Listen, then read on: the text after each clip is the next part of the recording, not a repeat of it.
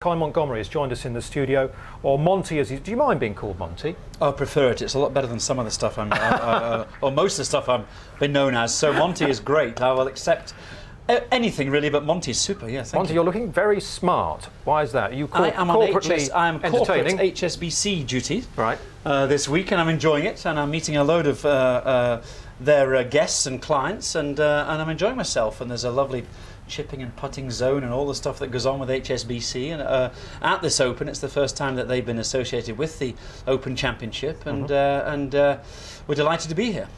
They've got the road hole bunker actually there, haven't they? They have indeed. They give a certificate if you get out of it. I haven't actually got a certificate yet. That's why I'm with a suit on and not with my golfing clothes on the particular day. I was going to say, not here with your bats this year, which is unusual for you. Is it strange being here in those circumstances? Or Very much so. I had a little thought to myself. I was on the balcony, the patrons' balcony, yesterday morning.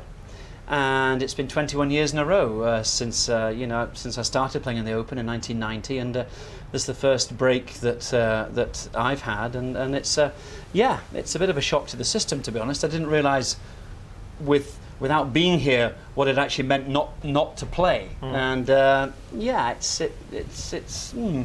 not great, to be honest, and it's given me added incentive to participate next year at Royal Lytham St Anne's, and I'm going to do my utmost to try and get there. Ryder Cup captaincy obviously was a huge focus for you for a long time, and you admitted that it actually took something away from your game. You weren't really able to concentrate on that. Things have started to sort of pick up, haven't they, over the last sort of 5-6 months or so? Yes, they have. Yes, I took the captaincy of the Ryder Cup over, and I was 47th in the world. I fell down to 430th. Did you? I did after. Wow. Now, I'm not saying that was probably because I stopped playing golf, but anyway, being the Ryder Cup captain didn't help. I was other things on my mind, obviously trying to win the Ryder Cup and trying to prepare properly for that. I've picked myself up. I'm back into the 270s, which is super, and I'm trying to get myself back into top 50. I've given myself 2 years to do so. I'm trying to get myself back into that top 50, and 2 years is semi-realistic. I'm not heading for number one. I know that's probably at my age out the question, but I'd love to be back in the top 50 and get back into these events and the world events, and a position that I feel I still belong. And it's not easy. It gets harder. You can drop a lot quicker than you can gain, believe me, in any form of life, and especially in a world rankings in a golf sense. And this is what I'm finding, and it's hard. I'm playing against guys that are half my age, that haven't got the commitments that I have off the course, and it's difficult to give that time and to give that percentage time to one's golf, to practice and to train and to give the whole scene as I used to do to golf, and now of course I don't. So it's difficult. So you sat there you did the Ryder Cup captaincy, and obviously you're thinking, right, now I need to get my game back on track, and you've sort of started to do that. It sounds like, did you sit down and say, right, well, this is my target, so, I mean, you've got to take it in stages. You can't say... Yes, you have. You're aiming for the world's top 50, but... Yes. But also, and don't take this the wrong way, but time, the old sands of time are ticking sort of thing. So you need to do it quicker sooner rather than later. I can't allow myself a 5-year plan at my age. I'm 48. I can't allow a 5-year plan. I've got to give myself a 2-year. Anything, 2 years a delight at my age, and if I can get back in the top 50 at 50, I'll be delighted. This game is all based on the top 50 players. Get into all the majors, the top 50. Get into World Championship events. You get into the World Match Plays. It's all based around the top 50.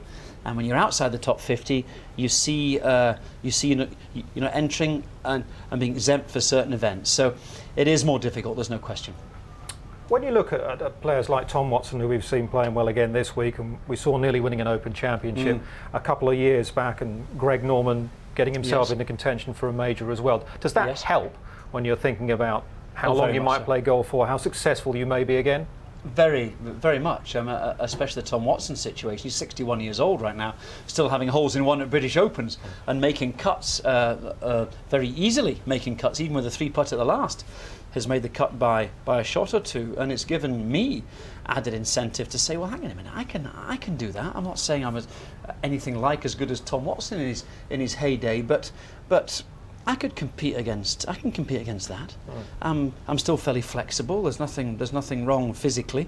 Well, there's nothing been right physically, but never mind wrong physically. And mentally, I should be aware of what's going on. I should be the experience is there. So there's no reason why not. It's just a belief that I used to believe that I can win. I used to stand on tees and I honestly believed that I could win. There's no question. And the advantage I had there was that my competition believed I could win too. Now that's slightly different in that the competition believe I can't or don't win on a regular basis, and I'm there as well. I'm in that frame that I truly believe that it would have to go really well in every situation. I've got to get that belief back again. And I'm a great believer in if you're confident of doing something, you're halfway there. And I just don't have that confidence to stand on the first tee, to stand on any green and actually believe I'm going to win. And that's what I've got to get back. Let's say you get back inside the top 50 and you're starting to win tournaments again, and you turn 50 in a couple of years' time. Yes. What are you going to do? Are you going to stay on tour? Are you going to go and play senior golf? Is that out of the question? Have you thought that far or not? People are asking questions, obviously. You know, what does one do? A lot of people from 45 to 50 are just treading water, waiting to go on the seniors tour. I'm not. You won't give it a go? I don't think I will. I think I'll only enter a British Seniors Open if it's played at St Andrews or Troon, my home course, or Turnberry, that type of thing. If it's in Ayrshire, Troon, Turnberry, or if it's at St Andrews, I'll play. But apart from that, I don't think I'll play. I'm exempt out on the main tour, on the European Tour, till I'm 52, 2015. And then I've got, there's a category, a top 40 money winners, a career money winners category that I should You'd still be fairly well up in. I'd still be fairly well up in, hopefully, even by then. So I look forward to playing on the main tour as long as I feel that I'm capable of finishing the top 10. If I generally understand that I'm not going to finish in the top 10, I won't enter.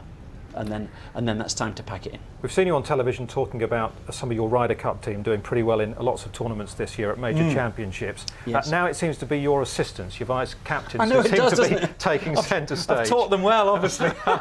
There must be something rubbing off. Thomas Bjorn and Darren Clark leading the Open, and they were my vice captains. Amazing. And then, of course, there's Martin Keimer that is fancied by a number of people here. And you? I think Martin Keimer's going to win this. Do you? I do. Because? Yes. Because he has patience, got a great putting stroke, got a good caddy, and I think that just he's coming back into some form. Obviously, he's 3 under, he's 1 behind the lead. The way the weather's progressing this afternoon, it's breezy, the course is getting drier, therefore more difficult to get the ball close to the pin, and I think 4 under will be leading tonight, and therefore Martin Keimer's going to start 1 off the lead, and I reckon he's going to win. I do. And that says against Thomas and Darren, who are great friends of mine, people I'd put in position for the vice captaincy, potential Ryder Cup captains of the future. But right now, I think Martin Keimer just has a couple of shots over them. Are you factoring in the possibility of some bad weather over the weekend? Does that affect what? I think bad weather brings in its patience as well, and I think Martin Keimer's the most patient of any out there. Got a great head on quite young shoulders, and I think I've just met him. He's very, very confident going into one of the hospitality marquees there today, and very confident of himself and his chances right now. Very. He's one of a number of players who seem to be, the sort of sands of golf seem to be shifting a little bit, and Tiger dominated the scene for so long. You did in Europe, obviously. And it seems now that there's a young generation coming through. Big point, I think, in what's happening at the moment with Rory winning so young a major championship at the age of 22. Can I assume from what you're saying that you think that Keimer is the best of the crop coming through at the moment? No. The best this week. Through the fact that McDowell and Westwood look like missing the cut. There's Donald, there's McIlroy still involved here, and they've just started their second round, so we're not sure how they started to progress. But the way the scoring's going this week, I think Martin Keimer is. I think he's one of, as you so rightly say, a number of players that could win any week. There's a Westwood, there's a Donald, there's a Keimer, there's a McDowell, there's Poulter, Casey. We have a fantastic contingent of players now that likes of the early 90s, when Faldo and Langer and Woozy and Lyle and Seve were in that top 5. We have now this, again, masterful top 5 in Europe that are beginning to dominate the world of golf. But do you look at these guys coming through, and are you excited about the prospect, or are you sort of thinking, hold on a minute, guys, I wish we weren't quite doing that, because I'm still quite keen on, you know, getting back into the top 50 and winning tournaments again? I mean, I'd love to, obviously, but to compete against them, I've got to one, play on courses that suit me, like this sort of course, fast running type of courses. I don't think the 7,700 yard courses that are wet and long suits my type of game. So I've got to pick the courses. The French national course was a good one for me. I did okay. The Wentworth course isn't a so-called bomber's course. You have to manoeuvre the ball and you have to play chess with it, and that's what I'm quite good at. So that favoured me. I finished 7th there. So there's a few courses that still favour my style of game. It's like two types of styles. You have a clay court specialist, or you have a grass court specialist, if you like, in the tennis. And I'm more clay court than I am a grass court type of feel. So I've got to select courses that suit my particular game and my style of play. What about when it comes to the Open Championship? Did you ever stand up on the tee and think, yes, this is really for my game? Because I always think of you as being a fairly high ball hitter, and therefore maybe not necessarily suited. That's probably a simplistic view of it. Well, yes. Normally, I was always, you know, when I started playing in the Opens, Woods was just there. Norman, we had the great Europeans still participating, so I didn't fancy my chances to that extent. The one time I did was '99.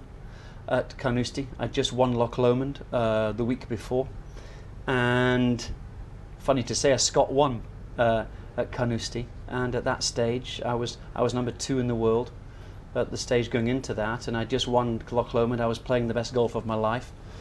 I hadn't finished outside the top 20 in any time for up to a year before then, and arrived at Carnoustie ready to win. That was the one time I stood in the first tee really feeling I could win the British Open, and I finished 12th that week. I started the last round a shot ahead of Paul Lawrie, who actually won the event, and that was the one time I really felt as confident as ever done at a British Open, was '99. There seems to be a general view that Americans in some ways seem to struggle to adjust to links golf, which we've dispelled with a couple of our American journalist friends this week. I mean, you only have to look at the number of American players who've won on links courses. Is it just a case, Colin, that the good players are able to adjust to these conditions? Yes. So, you know, if someone said to you, I want you to hit a very low, you know, running draw or a very low cut shot and stuff, you can do it because it's just there, it's in the hands. Of course it is. I mean, or I tell you what it should be. If you want to win major championships, it's got to be. You have to adapt to the situation. There's no good saying the greens are slower. You have to adapt to the conditions every week. There's no good saying, oh, it's bouncy or whatever. It's the same for everybody. Everyone has the same conditions to play in. The holes are located in the same places. And you have to go with that. And if you think you're going to win an Open Championship, you have to have all the shots in the bag. You have to draw the ball. You have to fade the ball. You have to cut the ball. You have to hit the ball low, high sometimes. You have to be able to chip with all types of clubs, getting out of steep bunkers, putting off the green, the old Texas wedge, whatever. And the Americans have done particularly well over the years. They've won 46 Opens. The best of any nation. Scotland are second, actually. We've won 42 of them, and England are just behind. We're glad to say, catching up rather quickly, at the moment, yeah. but just behind. So the Americans over the years have done particularly well here, and because they're good golfers and they can adapt. The Lee Trevinos of this world, the Tom Watsons, the Nicholas, the Palmer, you know, that type of individual. Tom Weiskopf coming over here, and real great classic golfers can adapt to any conditions. Colin, thanks very much for joining us. It's always a pleasure to talk to you and get your views on the game of golf and what's happening with you, and interesting to hear what your plans are over the next couple of years.